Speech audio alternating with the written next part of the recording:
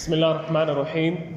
Alhamdulillah wassalatu wassalamu ala rasulillah wa ala alihi wa sahbihi wa man tabi'ahum bi ihsanin ila yawmiddin, amma ba'd. Fa'udhu billahi minash shaitanir rajim. Ya bani Adam qad anzalna alaykum libasan yuwari sawatikum wa risha wa libasut taqwa dhalika khair.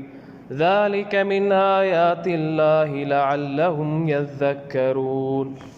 وقال تعالى: والله جعل لكم مما خلق ظلالا وجعل لكم من الجبال أكنانا وجعل لكم سرابيل تقيكم الحر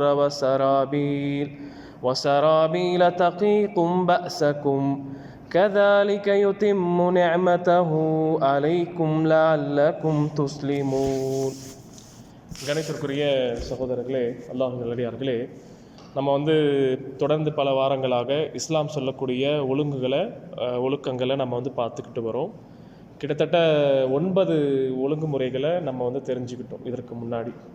அதுலேருந்து ஏதாவது ஒரு 3 சொல்ல முடியுமா? எது படிச்சிருக்கோம்? நம்ம 9 விஷயங்களை இதுவரையில் படிச்சிருக்கோம். இஸ்லாம் சொல்லக்கூடிய ஒழுங்குமுறைகள்,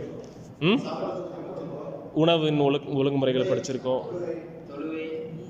உடை இது வரைக்கும் படிக்கல.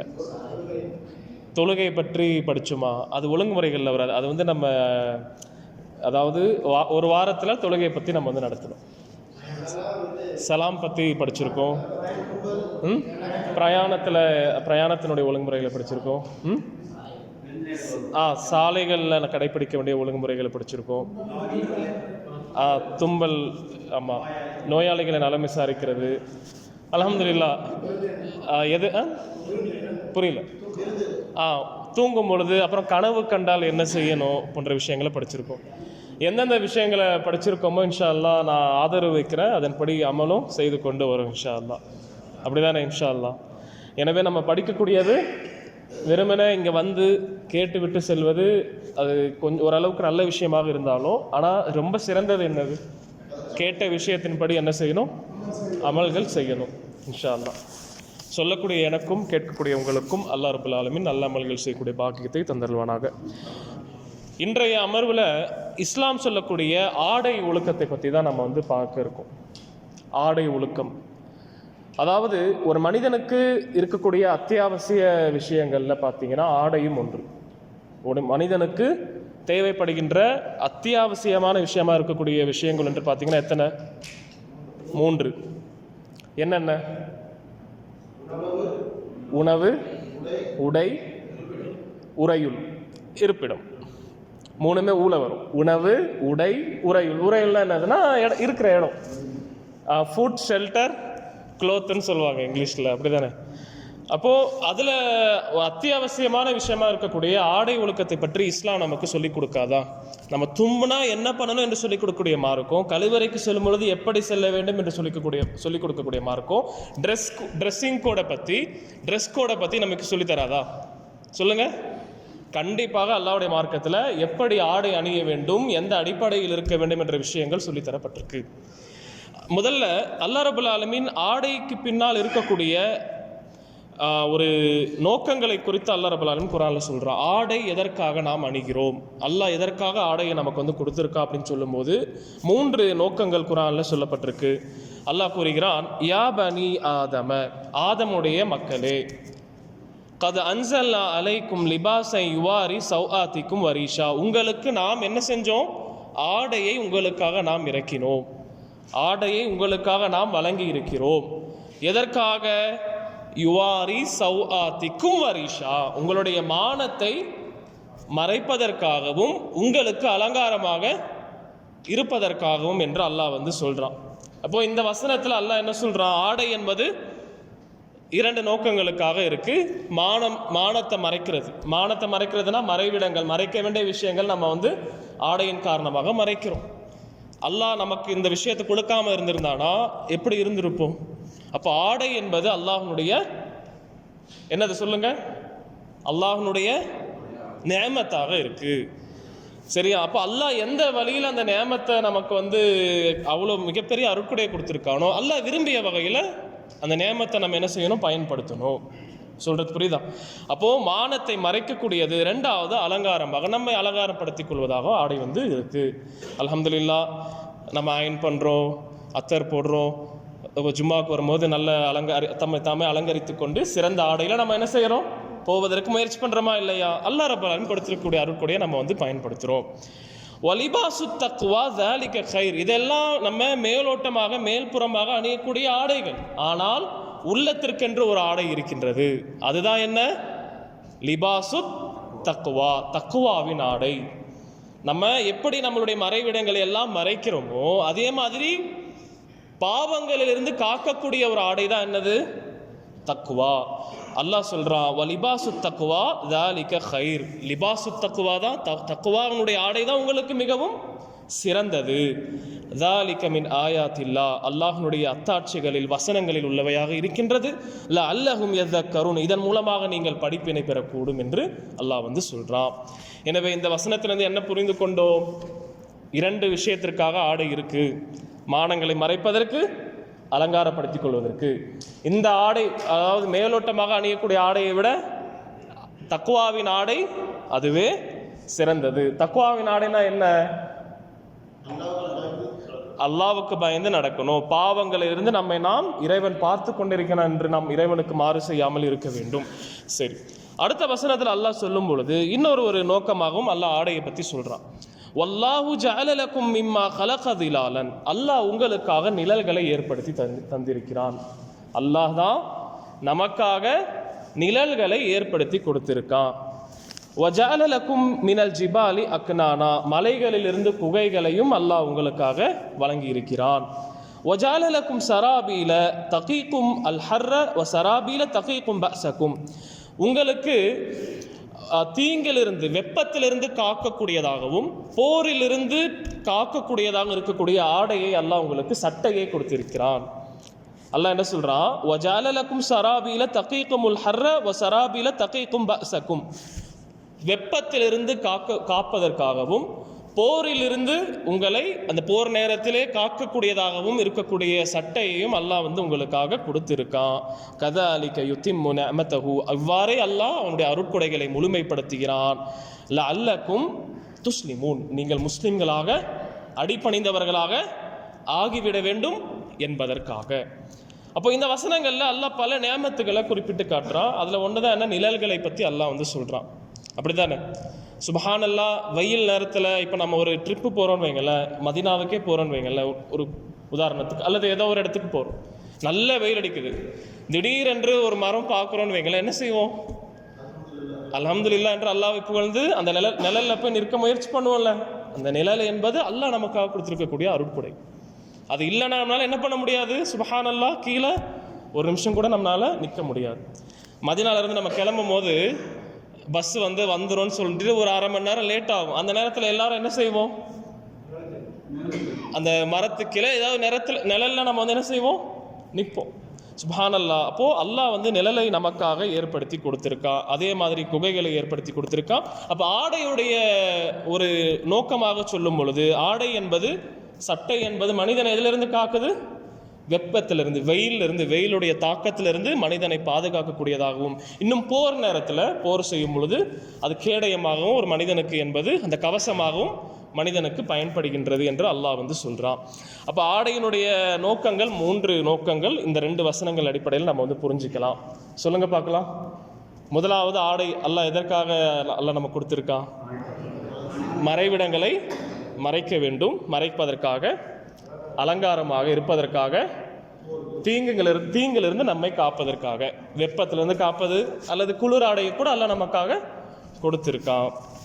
எனவே அல்லாஹ்வுடைய அருட்கொடைகளாக இந்த ஆடை என்பது இருக்கு. அந்த அருட்கொடையை அல்லாஹ் எப்படி பயன்படுத்த வேண்டும் என்று சொல்லியிருக்கானோ, அல்லாஹ்வுடைய தூதர் ஸல்லல்லாஹு அலைஹி வஸல்லம் எப்படி அணிய வேண்டும் என்று சொல்லியிருக்கிறாங்களோ அப்படிதான் நம்ம என்ன செய்யணும்? அணிய வேண்டும். சரி, நபி ஸல்லல்லாஹு அலைஹி வஸல்லம் எப்படிப்பட்ட ஆடையை விரும்பினாங்கன்னா, அபுதாவுதுல வரக்கூடிய ஹதீஸ், ரசூலுல்லாஹி ஸல்லல்லாஹு அலைஹி வஸல்லம் சொல்றாங்க, அதாவது இல்பிசு மின் சியாபிக்கும் அல் பயாத, நீங்கள் வெண்ணிற ஆடையை அணியுங்கள். நீங்கள் வெள்ளையான அந்த வெண்ணிற ஆடையை, ஒயிட்டான ஆடையை நீங்கள் என்ன செய்யுங்க? அணியுங்கள். ஃபைன்னஹா கைரு சியாபிக்கும், ஏனென்றால் ஆடைகளிலேயே சிறந்தது வெண்ணிற ஆடை.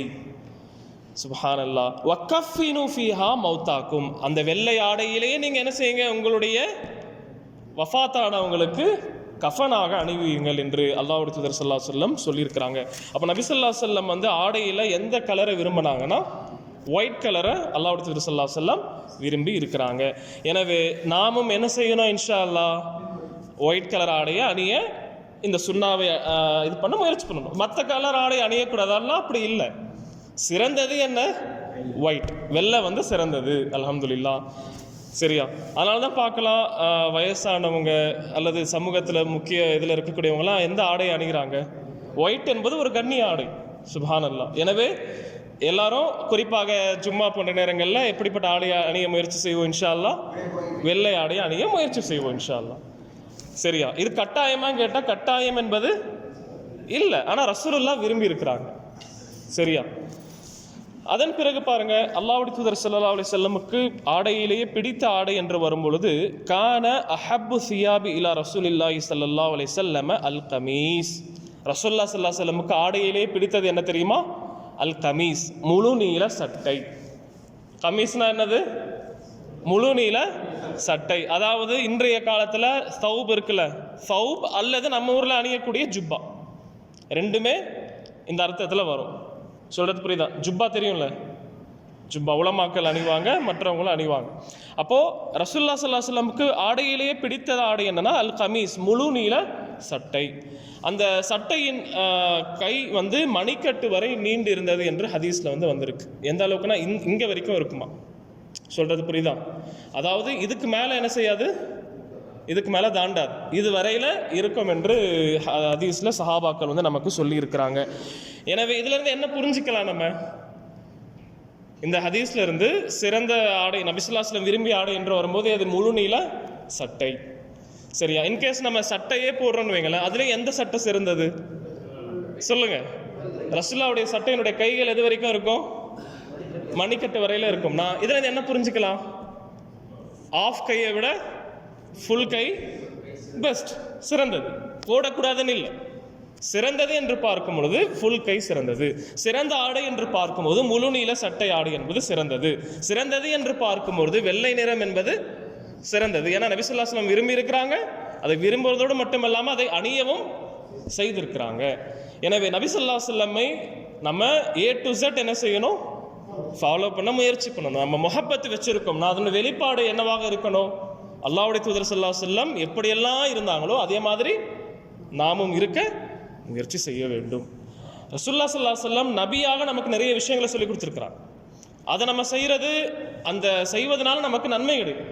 சில விஷயங்கள் ரசூலுல்லாஹ் ஸல்லல்லாஹு அலைஹி வஸல்லம் மனிதனாக விரும்பி இருக்கிறாங்க. இதுக்கு என்ன சொல்லுவாங்கன்னா ஆதா என்று சொல்லுவாங்க, சுன்னா அல்ல ஆதியா என்று சொல்லுவாங்க. சரியா? ரெண்டு விஷயம் இருக்கு. நபி ஸல்லல்லாஹு அலைஹி வஸல்லம் நபியாக சில விஷயங்களை சொல்லி கொடுத்துருக்கிறாங்க. சில விஷயங்கள் அவங்க மனிதனாக என்ன செஞ்சிருக்கிறாங்க, அதை விரும்பி இருக்கிறாங்க, அதை சொல்லவும் செய்திருக்கிறார்கள். அப்போ அப்படிப்பட்ட விஷயங்கள்ல தான் ஆடை விஷயமும் வரும். இப்போ நம்ம ரசூலுல்லாஹ் மாதிரி ஆடையை அணிய முயற்சி செய்வது என்பது அவங்க மேலே வைத்திருக்கக்கூடிய முஹப்பத், அந்த முஹப்பத்துக்கு நமக்கு என்ன கிடைக்கும், நன்மை கிடைக்கும். சொல்றது புரியுதா? அதே மற்ற சுன்னா ரசூலுல்லாஹ் ஒரு சுன்னா சொல்லி கொடுக்குறாங்க, அதன்படி அமல் செய்யறோன்னு வைங்களேன். தொழுகை, ஃபஜர் தொழுகைக்கு முன்னாடி 2 ரக்காத் தொழுகிறது. அந்த 2 ரக்காத் தொழுகிறதுனால நமக்கு எப்படி நன்மை கிடைக்கும்னா, அந்த 2 ரக்காத் தொழுகிறதுனால என்ன நன்மை, அந்த நன்மை நமக்கு கிடைக்கும். சொல்றது விளங்கிச்சா? ஆடைய ரசூலுல்லாஹ் மாதிரி அணிய முயற்சி பண்றோம்னா அந்த முஹப்பத்திற்காக நன்மை நமக்கு கிடைக்கும். எனவே இந்த விஷயத்தில் கவனமாக இருக்கணும். நபி ஸல்லல்லாஹு அலைஹி வஸல்லம் எப்படிப்பட்ட ஆடைகளை அணிந்திருக்கிறாங்க அப்படின்னு நம்ம வந்து பார்க்கும் பொழுது கிட்டத்தட்ட ஆடை ப்ளஸ் ரசூலுல்லாஹ்வுடைய மற்ற விஷயங்கள் நம்ம வந்து பார்க்கும்போது 8 விஷயங்களை வந்து நான் தொகுத்து இருக்கிறேன். அதில் முதலாவது விஷயம், அல்லாஹ்வுடைய தூதர் ஸல்லல்லாஹு அலைஹி வஸல்லம் என்ன பண்ணியிருக்காங்கன்னா தலைப்பாகையை வந்து அணிஞ்சிருக்காங்க. தலைப்பா இருக்குல்ல, தலைப்பாகை, அது வந்து அல்லாஹ்வுடைய தூதர் ஸல்லல்லாஹு அலைஹி வஸல்லம் அணிந்திருக்கிறாங்க. தலைப்பாகைனா உங்களுக்கு புரியுதுல்ல? தலைப்பாகை. சரியா? எப்படி இருக்கும் அந்த தலைப்பாகை? நம்ம ஊரில் கட்டுறாங்க பார்த்தீங்களா தலப்பா, ஓமானிகள் கட்டுறாங்கல்ல, சூடானிகள் ஓமானிகள் கட்டுறாங்கல்ல, அந்த ரேஞ்சில் இருந்துச்சு. குறிப்பாக ரசூலுல்லாஹ் ஸல்லல்லாஹு அலைஹி வஸல்லம் தலைப்பாகை எந்த கலரில் இருந்துச்சு? பிளாக் கலரில் இருந்துச்சு, கருப்பு கலரில் இருந்ததாக வந்திருக்கு.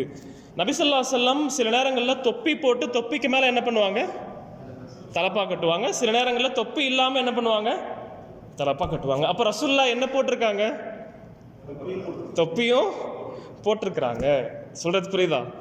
நான் இதை பற்றி இன்ஷா அல்லாஹ் சொல்லுவேன், தொப்பியை பற்றி கண்டிப்பாக விளக்குவேன் இன்ஷா அல்லாஹ். எனவே என்ன புரிஞ்சுக்கலாம், ரசூலுல்லாஹ்வுடைய தலைப்பாகை என்பது கருப்பு நிறமாக இருந்துச்சு. அதனுடைய அந்த ஓரங்கள் வந்து தோள்களுக்கு இடையே வந்து தொங்கிக் கொண்டிருக்கும் என்று சஹாபாக்கள் வந்து இவ்வளவு டீட்டெயிலாக அறிவிக்கிறாங்க. அதனுடைய தலைப்பாகனுடைய அந்த ஓரங்கள் இருக்குல்ல, தோலில் வந்து தொங்கிக்கிட்டு இருக்கும். இந்த விஷயத்தை கூட சஹாபாக்கள் அறிவிக்கிறாங்க பாருங்களேன், சுப்ஹானல்லாஹ்.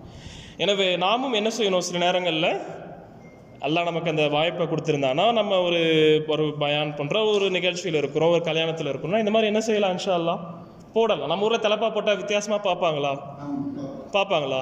இல்லையே, பார்க்குறாங்க. முஸ்லீம் சமூகத்தில் அப்படி பார்க்குறாங்க இல்லைங்களா? அந்த மொழி போடாத இல்லை, சுப்ஹானல்லாஹ், கரெக்டு தான், போடாதவங்க புதுசாக போட்டா பார்ப்பாங்க. ஆனால் நான் என்ன சொல்கிறேன்னா, ஜென்ரலாக சமூகத்தில் தலைப்பாகை வந்து போடுற அந்த வழக்கம் என்பது சில நேரங்களில் இருக்குது. அப்போ நாமும் சில நேரங்களில் என்ன செய்யலாம், போடலாம் இன்ஷா அல்லாஹ். அதனால் எந்த தவறும் கிடையாது. சரி நம்ம டாபிக் வரும். அடுத்ததாக பார்த்தீங்கன்னா, அல்லாஹ்வுடைய தூதர் ஸல்லல்லாஹு அலைஹி வஸல்லம் வந்து எப்படிப்பட்ட ஆடைகளை அணிஞ்சிருக்காங்கன்னா, அரபியில் சொல்லக்கூடிய ஜுப்பா என்ற ஆடையை அணிஞ்சிருக்காங்க. அரபியில் இருக்கக்கூடிய ஜுப்பாவுக்கும் நம்ம சொல்கிற ஜுப்பாவுக்கும் வித்தியாசம் இருக்கு. அரபியில் அல் ஜுப்பா என்றால் எதுக்கு சொல்லுவாங்கன்னா, குளிராடை, நீளமாக இருக்கக்கூடிய குளிராடைக்கு சொல்லுவாங்க. இங்கே கூட நம்ம இந்த காலத்தில் பார்க்கலாம். எப்படின்னா வந்து நல்ல ஃபுல் அண்ட் ஃபுல்லாக ஹார்டாக இருக்கும் பார்த்தீங்களா, ஓப்பன் திறந்து இருக்கும், குளிருக்கு போடுவாங்கள்ல, கழுத்துலேருந்து கால் வரைக்கும் போடுவாங்க பார்த்தீங்கன்னா ஃபுல்லாக. அந்த மாதிரியான ஆடையும் நபி ஸல்லல்லாஹு அலைஹி வஸல்லம் என்ன பண்ணியிருக்காங்கன்னா அணிஞ்சிருக்கிறாங்க. குளிரில் அணியக்கூடிய நீல அங்கியை நபிகள் நாயகம் ஸல்லல்லாஹு அலைஹி வஸல்லம் அணிந்திருக்கிறாங்க. அதே மாதிரி பார்த்தீங்கன்னா, நம்ம சொன்ன மாதிரி முழு நீள சட்டையையும் நபி ஸல்லல்லாஹு அலைஹி வஸல்லம் அணிந்திருக்கிறாங்க. சௌப் அல்லது நம்ம ஊரில் சொல்லக்கூடிய ஜுப்பா, ஓகேவா? அதே மாதிரி அல்லாஹ்வுடைய தூதர் ஸல்லல்லாஹு அலைஹி வஸல்லம் சால்வையை கூட என்ன பண்ணியிருக்காங்கன்னா அணிந்திருக்கிறாங்க. சுப்ஹானல்லாஹ். ரசூலுல்லாஹ்வுடைய வாழ்வு என்பது எளிமையாக இருந்துச்சு. நம்ம எஹ்ராமில் ட்ரெஸ் போடுறோம், எஹ்ராம் ட்ரெஸ் அணிகிறோம்ல, அந்த மாதிரி நபி ஸல்லல்லாஹு அலைஹி வஸல்லம் கீழ் அங்கியும் கட்டியிருந்தாங்க, மேல் அங்கியும் நபி ஸல்லல்லாஹு அலைஹி வஸல்லம் உடுத்தியிருந்தாங்க. சால்வை, போர்வை நபி ஸல்லல்லாஹு அலைஹி வஸல்லம் போர்த்தியிருந்தாங்க. சுப்ஹானல்லாஹ். அதே மாதிரி அல்லாஹ்வுடைய தூதர் ஸல்லல்லாஹு அலைஹி வஸல்லம் கைகள் நீளமாகவும் விசாலமாக இருக்கக்கூடிய மேலாடையை அணிஞ்சிருக்கிறாங்க. என்னன்னா, இங்கே அதுக்கு என்ன சொல்லுவாங்க மொழி மறந்துட்டு பாருங்களேன், பீஸ்ட்னு ஒரு ஆடை இங்கே இருக்குல்ல, பீஸ்ட் சரியா, வேற எதையும் புரிஞ்சுக்காதீங்க. ஏன்னா வந்து அந்த ரொம்ப நீட்டாக இருக்கும்ல, பெருநாள் சமயத்தில் பிளாக் கலரில் கோல்டன் கலரில் லைட்டு இதாக இருக்கும் பார்த்தீங்களா, அந்த மாதிரி நபி ஸல்லல்லாஹு அலைஹி வஸல்லம் போட்டிருக்கிறாங்க. சொல்கிறது புரியுதா? அப்போது இந்த மாதிரியான பெருநாள் சமயங்களில் நம்ம, அதாவது இப்போது அது உலமாக்கள், இப்போலாம் வந்து பார்த்திங்கன்னா உலமாக்கள் வந்து அந்த மாதிரியான ஆடையை நம்ம ஊரில் அணிகிறாங்க. குதுபா கொடுக்கும்போது என்ன பண்ணுவாங்க உலமாக்கள், ஜுப்பா மட்டும் போடாமல் ஜுப்பாக்கு மேலே ஒரு ஆடை அணிகிறாங்க பார்த்தீங்களா, அந்த மாதிரி ஆடை நபி ஸல்லல்லாஹு அலைஹி வஸல்லம் அணிந்திருக்கிறாங்க. எனவே நமக்கும் வாய்ப்பு கிடைச்சிச்சுன்னா, நம்ம ஒரு குதுபா கொடுக்குறோம் அல்லது குதுபாவில் கலந்துக்கிறோன்னா அந்த மாதிரி ஆடை போட விரும்பினா தாராளமாக போடலாம். சரியா? இதெல்லாம் ரசூல்லா ஆடை நம்ம வந்து பார்க்குறோம்ல, அதாவது ரசூல்லா ஸல்லல்லாஹு அலைஹி வஸல்லம் வந்து சராவில்லாம் கீழங்கி, இசார் என்று நம்ம சொல்லுவோம்ல, கீழங்கி ஜுப்பாக்கு கீழே போடுவாங்களே, ஃபேண்ட் மாதிரின்னு வச்சுக்கோங்களேன், அந்த மாதிரி நபி ஸல்லல்லாஹு அலைஹி வஸல்லம் போட்டிருக்கிறாங்க. அப்போது இதெல்லாம் எதை நமக்கு உணர்த்துதுன்னா, ரசூலுல்லாஹ் தன்னுடைய சமூகத்தில் எந்த ஆடை அவங்க அணிந்தாங்களோ அந்த ஆடையை நபி ஸல்லல்லாஹு அலைஹி வஸல்லம் அணிந்திருக்கிறாங்க. அப்போ நாமும் என்ன செய்யணும், நம்ம சமூகத்தில் எந்த ஆடை அணிகிறாங்களோ அந்த ஆடையை நம்ம வந்து அணியணும். சொல்கிறது புரியுதா? இப்போது நம்ம ஊரில் இருக்கக்கூடிய மக்கள் லுங்கி கட்டுறாங்கன்னா நம்ம லுங்கி கட்டலாம், அல்ஹம்துலில்லாஹ், அதுதான் சமூகத்தின் ஆடை. சரியா? சில ஊரில் என்ன பண்ணுவாங்கன்னா, ஷர்ட் ப்ளஸ் லுங்கி போட்டுட்டு தான் என்ன பண்ணுவாங்க, பெருநாள் தொழுகைக்கெலாம் லுங்கியோடு தான் போவாங்க. அப்படிப்பட்ட ஒரு வழக்கம் இருந்துச்சுன்னா தாராளமாக அதை பண்ணலாம். அல்லது வேற ஒரு வழக்கம் நம்ம ஊரில் இருக்குன்னு வைங்களேன், அந்த மாதிரி என்ன செய்யலாம், அதை பண்ணலாம். சமூகத்திலிருந்து பிரிந்து நம்ம என்ன செய்யக்கூடாது, ஆடையை உடுத்தக்கூடாது. அதாவது நம்ம இப்போ ரசூலுல்லாஹ் இப்படியெல்லாம் அணிந்திருக்கிறாங்கன்னு சொல்கிறோம் பார்த்தீங்களா, நம்ம ஊரில் எந்த மாதிரி அணிகிறாங்களோ அதற்கு எது நெருக்கமாக இருக்கோ அந்த மாதிரி ஆடையை நம்ம என்ன செய்யலாம், அணியலாம். ஜுப்பா வந்து ஊரில் அணிகிறாங்க, சரி நம்மளும் அணியலாம். சரியா? எப்போவுமே வந்து ஒரு உதாரணத்துக்கு சொல்கிறேன் நண்பர்கள், எப்போவுமே ஊரில் வந்து சவுப்பு போடுறது சிறந்ததாக இருக்குமா சொல்லுங்கள்? இல்லை, சிறந்ததாக இருக்கு. எப்போனா போடுறதுல தவறு இல்லை. ஆனால் சில பேர் வந்து இந்த விஷயத்தை புரிஞ்சுக்காம எப்போவுமே வழக்கமாக போடக்கூடிய ஒரு இதை வந்து ஃபாலோ பண்ணுறாங்க. அது வந்து சிறந்தது கிடையாது. என்னுடைய பார்வையில் அது சிறந்தது கிடையாது. சிறந்தது என்னன்னா, சமூகத்தில் எந்த ஆடை அணிகிறாங்களோ அந்த ஆடையை நாமும் அணியணும். சரி, புரிஞ்சிச்சா இன்ஷா அல்லாஹ்? அதே மாதிரி அல்லாஹ்வுடைய தூதர் ஸல்லல்லாஹு அலைஹி வஸல்லம் வந்து காலணியும் என்ன பண்ணியிருக்காங்கன்னா அணிந்திருக்கிறாங்க. நபி ஸல்லல்லாஹு அலைஹி வஸல்லம் காலணியை வந்து செருப்பை வந்து நபி ஸல்லல்லாஹு அலைஹி வஸல்லம் அணிந்திருக்கிறாங்க. ஏன்னா ஹதீஸில் வரும், செருப்பின் வார் அருந்தாலும் கூட அல்லாஹ்விடத்தில் என்ன செய்வாங்க, நபி ஸல்லல்லாஹு அலைஹி வஸல்லம் உதவி தேடுவாங்க, அல்லாஹ்விடத்தில் உதவி தேடுவாங்க. அப்போ அதில் என்ன வந்திருக்கு, செருப்பின் வார் அருந்தாலும் உதவி தேடுவாங்க. அப்போ ரசூலுல்லாஹ் என்ன பண்ணியிருக்காங்க, செருப்பை அணிந்திருக்கிறாங்க என்பதை நம்ம வந்து புரிஞ்சுக்கலாம். அதே மாதிரி அல்லாஹ்வுடைய தூதர் ஸல்லல்லாஹு அலைஹி வஸல்லம் வந்து பார்த்தீங்கன்னா மோதிரத்தை கூட என்ன பண்ணியிருக்காங்கன்னா அணிந்திருக்கிறாங்க. மோதிரம் பொறுத்தவரையில் நம்ம வந்து தங்க ஆபரணங்கள் என்பது ஆண்களுக்கு வந்து தடுக்கப்பட்டதாக இருக்கு. அல்லாஹ்வுடைய தூதர் ஸல்லல்லாஹு அலைஹி வஸல்லம் சொல்லும்போது சொல்றாங்க, ஹுர்ரிம லிபாசுல் ஹரீரி வ தஹபி அலா துக்கூரி உம்மதி. என்னுடைய உம்மத்தின் ஆண்களுக்கு பட்டாடையும் தங்கமும் ஹராமாக்கப்பட்டிருக்கு, தடுக்கப்பட்டிருக்கு என்று நபி ஸல்லல்லாஹு அலைஹி வஸல்லம் சொல்றாங்க. எனவே நாம் என்ன செய்யக்கூடாது, தங்கத்தை பயன்படுத்தக்கூடாது, தங்க ஆபரணங்களை நம்ம அணியக்கூடாது. மோதிரமாக இருந்தாலும் அது எதில் இருக்கணும், வெள்ளியில் தான் இருக்கணும். ஏன்னா நபிகள் நாயகம் ஸல்லல்லாஹு அலைஹி வஸல்லம் வெள்ளியில் வந்து மோதிரத்தை அணிந்திருக்கிறாங்க என்றும் ஹதீஸில் வந்து வந்திருக்கு. சொல்கிறது புரியுதா? எனவே தங்க மோதிரத்தை அணிவதிலிருந்து நபி ஸல்லல்லாஹு அலைஹி வஸல்லம் தடுத்திருக்கிறாங்க. ஹதீஸில் வருது பாருங்க, புகாரி ஹதீஸ், கான ஹாத்தமுஹு மின் ஃபித்தா வ கான ஃபஸ்ஸுஹு மின்ஹு. நபி ஸல்லல்லாஹு அலைஹி வஸல்லமுடைய மோதிரம் என்பது வெள்ளியால் இருந்தது என்று வருது. இன்னொரு ஹதீஸில் வரும்போது நபி ஸல்லல்லாஹு அலைஹி வஸல்லம் வந்து அந்த மோதிரத்தை எங்கே அணிஞ்சிருந்தாங்கன்னா, ஹின்சர் என்று சொல்லக்கூடிய, எங்க ஹின்சர்னா என்னது, கட்டவரல். ஹின்சர், பின்சர், உஸ்தா, சபாபா, கடைசி வந்து பாருங்களேன், நானும் மறந்துட்டேன். ஹின்சர், பின்சர், உஸ்தா, சபாபா, அப்புறம் என்ன மொழி? சரி, நான் இன்ஷா அல்லாஹ் அப்புறம் பார்த்து, எனக்கு ஞாபகம் வரல. ஹின்சர்னா எதுக்கு சொல்லுவாங்க, கட்டை விரலுக்கு சொல்லுவாங்க. பின்சர்னா அந்த ஆள்காட்டி விரலுக்கு சொல்லுவாங்க. அல் உஸ்தானா நடு. சபாபானா இந்த மோதிர விரல் நம்ம சொல்லுவோம்ல, சபாபா. இது சுண்டு விரலுக்கு எதோ சொல்லுவாங்க, நான் மறந்துட்டேன். சரி, அப்போது ரசூலுல்லாஹி ஸல்லல்லாஹு அலைஹி வஸல்லம் வந்து மோதிரத்தை எந்த இதில் அணிஞ்சிருக்காங்க, ஹின்சரில் அணிந்திருக்கிறாங்க என்று நம்ம வந்து பார்க்கலாம். எனவே கண்ணியத்திற்குரியவர்களே, இந்த மாதிரி நம்ம நபி ஸல்லல்லாஹு அலைஹி வஸல்லம் செய்ததை நம்ம வந்து இன்ஷா அல்லாஹ் இது பண்ண முயற்சி பண்ணணும். சரி, அங்கே தான் போகணுன்னு அவசியம் இல்லை. நம்ம இந்த இதில் கூட நம்ம வந்து மோதிரத்தை போடலாம். ஆனால் எந்த மோதிரத்தை போடக்கூடாது, தங்க மோதிரத்தை போடக்கூடாது. சரி, இப்போ அடுத்த விஷயத்துக்கு வருவோம். இப்போ நம்ம வந்து அணியக்கூடிய ஆடை என்பது ரசூலுல்லாஹி ஸல்லல்லாஹு அலைஹி வஸல்லம் இன்னும் சில ஒழுங்குகளை நமக்கு சொல்லி கொடுத்துருக்குறாங்க. கரண்டைக்கு கீழே என்ன செய்யக்கூடாது, நம்ம ஆடையை அணியக்கூடாது. ரொம்ப கவனமாக கேளுங்க. கரண்டைக்கு கீழே ஆடையை தொங்க விடக்கூடாது. அல்லாஹ்வுடைய தூதர் ஸல்லல்லாஹு அலைஹி வஸல்லம் சொல்கிறாங்க, அபுதாவுதில் பதிவு செய்யப்பட்ட ஆதாரபூர்வமான ஹதீஸ், இஸ்ரத்துல் முஸ்லிமி இலா நிஸ்ஃபிஸ்ஸா. ஒரு முஸ்லீமுடைய ஆடை என்பது பாதி அந்த முட்டிக்கால் வரையில் இருக்கின்றது அப்படின்னு நபி ஸல்லல்லாஹு அலைஹி வஸல்லம் சொல்கிறாங்க. முட்டிக்காலுக்கு கீழே வரையில் இருக்கு. இன்னும் வல ஹரஜ அவுலா ஜுனாஹ ஃபீமா பைனஹு வ பைனல் காபைன். அதற்கு கீழே கரண்டைக்கு மேலே என்ன பண்ணிக்கலாம், அது வரையில் நம்ம அணிந்துக்கலாம். அப்போது நடு கரண்டைக்கு மேலே, முட்டிக்கு கீழே கரண்டைக்கு மேலே வரைக்கும் நம்ம என்ன செய்யலாம், ஆடையை, எந்த ஆடை, சட்டையா இல்லை கீழாடையா? நான் கீழாடையை பற்றி பேசிக்கிட்டு இருக்கேன். காலத்துக்கே காமிக்க முடியாது, நான் கையை தூக்கி காமிக்கிறேன். சரியா? அப்போது கரண்டைக்கு மேலே அணியலாம், முட்டிக்கு கீழே அணியலாம். அப்போ கரண்டைக்கு கீழே என்ன செய்யக்கூடாது, எப்படி நம்ம தெரிஞ்சுக்கிறது கரண்டை கீழே போகக்கூடாதுன்னு? ரசூலுல்லாஹ் அந்த ஹதீஸை வந்து இன்னும் ஹதீஸ் முடியலை. ரசூலுல்லாஹ் சொல்கிறாங்க, மாகான அஸ்ஃபல மினல் காபைன். காபைன் என்றால் இந்த கரண்டை, கரண்டைக்கு கீழே எந்த ஆடை எந்த பகுதி இருக்குமோ ஃபஹுவ ஃபின்னார், அது நரகத்தில் இருக்கும். அது எங்கே இருக்கும், நரகத்தில் இருக்கும். அப்போ கரண்டை கீழே ஆடை அணியக்கூடிய அந்த இது என்பது மிகப்பெரிய மிகப்பெரிய பாவம். ஏன்னா நரகம் என்று சொல்லப்பட்டிருக்கு. எந்த பாவத்திற்கு, எந்த விஷயத்திற்கு நரகம் என்று சொல்லப்பட்டிருக்கோ அது இஸ்லாத்தில் மிகப்பெரிய விஷயம். ஆனால் இன்னைக்கு நம்ம அதை வந்து எப்படி கருதுறோம், சாதாரணமாக கருதுறோம். எனவே கண்ணியத்திற்குரியவர்களே, இந்த ஹதீஸை நான் ஏன் இவ்வளவு ஒரு ஃபோக்கஸ் பண்ணி சொல்கிறேன் சொல்லுங்க பார்க்கலாம். அமல் செய்யணும், அமல்ல கொண்டு வரணும். ஏன்னா நரகத்தில் இருக்கும் என்று நபி ஸல்லல்லாஹு அலைஹி வஸல்லம் சொல்றாங்க அல்லவா. அப்போ சாதாரணமாக நம்ம வந்து கரண்டைக்கு கீழே அணிகிறது என்பது அது நரகத்திற்கு உரிய ஒரு பகுதியாக இருக்கு. மன்ஜர்ர இசாரஹு பதரன். இன்னும் ரசூலுல்லாஹ் சொல்றாங்க, யார் ஒருவர் தன்னுடைய கீழாடையை பெருமையாக தொங்க விடுகிறாரோ அல்லாஹ் என்ன செய்ய மாட்டான், ஏறெடுத்து பார்க்க மாட்டான். சரி, அந்த ஹதீஸை நான் இன்னும் தெளிவாக வாசிக்கிறேன். மா அஸ்வல மினல் காபைனி மினல் இசாரி ஃபஃபின்னார். எந்த ஆடை கரண்டைக்கு கீழே சென்று விடுமோ அது நரகத்தில் அந்த இடம் என்பது இருக்கும் என்று நபி ஸல்லல்லாஹு அலைஹி வஸல்லம் சொல்றாங்க. அப்புறம் இன்னொரு ஹதீஸ்ல சொல்றாங்க, சலாசத்துன், 3 நபர்கள் இருக்கிறார்கள், லா யுகல்லிமுஹுமுல்லாஹு யௌமல் கியாமா, அல்லாஹ் அவர்களோடு மறுமையில் என்ன செய்ய மாட்டான், பேச மாட்டான். வலா யந்துரு இலைஹிம், அவர்களை ஏறெடுத்தும் பார்க்க மாட்டான். ரஹமத்தின் அந்த பார்வை என்பது இருக்காது, கோப பார்வையே இருக்கும்.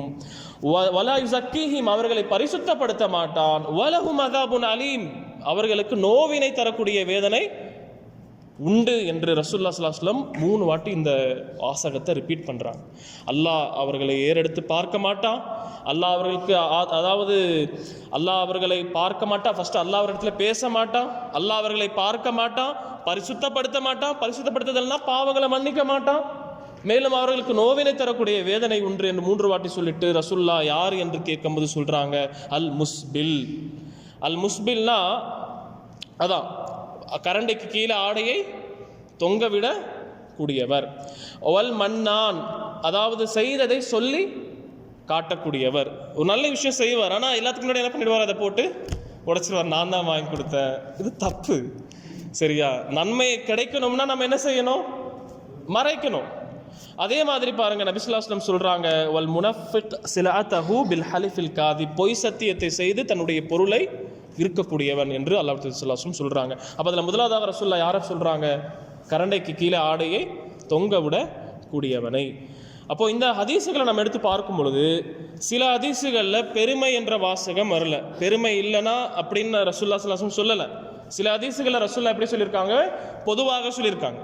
சில ஹதீஸுகளில் ரசூலுல்லாஹி ஸல்லல்லாஹு அலைஹி வஸல்லம் என்ன சொல்லியிருக்கிறாங்க, பெருமை, அதாவது யார் ஒரு பெருமையாக ஆடையை தொங்க விடுறாரோ அந்த இடம் என்பது நரகத்தில் இருக்கும் அப்படின்னு ரசூலுல்லாஹ் சில ஹதீஸுகளில் சொல்லியிருக்கிறாங்க. இதை ரெண்டும் வச்சுதான் உலமாக்கள் என்ன கன்க்ளூஷனுக்கு வராங்கன்னா, சரியா, பெருமையாக ஆடையை தொங்க விடுறது ஹராம், பெருமை இல்லாம தொங்க விடுறது. உலமாக்கள் மத்தியில் கருத்து வேறுபாடு இருக்கு. இருந்தாலும் சிறந்த கருத்து என்ன தெரியுமா, பெருமை இல்லாமலும் ஆடையை தொங்க விடுறது மார்க்கத்தில் தடுக்கப்பட்டிருக்கு. அந்த இடம் நரகத்தில் இருக்கும் என்று ஹதீஸ்ல சொல்லப்பட்டிருக்கு. சரியா?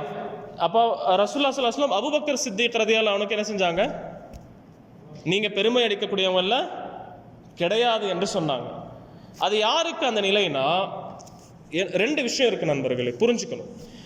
ஆடையை அணியும் பொழுதே கரண்டைக்காலு கீழே அணிகிறது அது தவறு.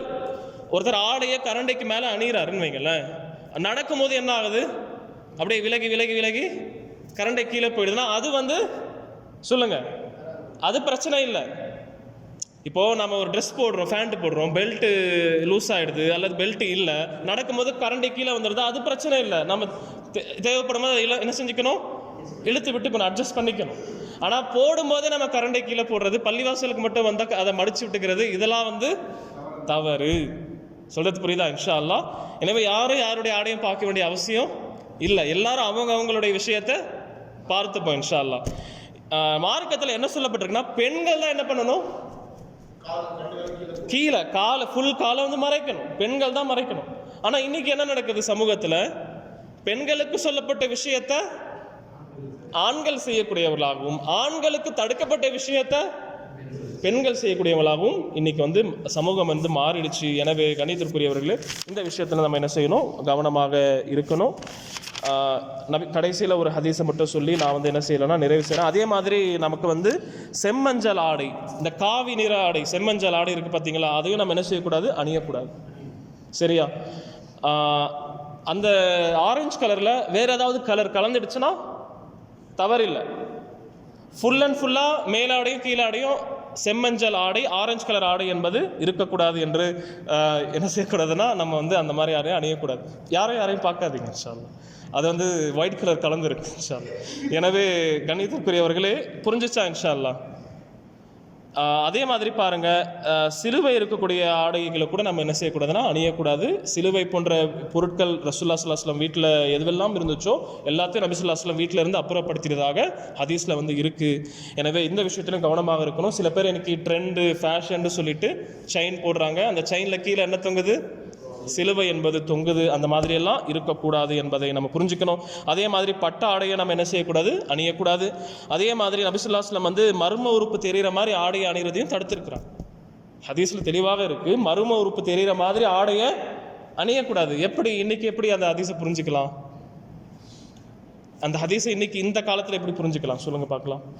இன்னைக்கு அந்த மாதிரி ஆடை அணிகிறாங்களா மர்ம உறுப்பு தெரிகிற மாதிரி?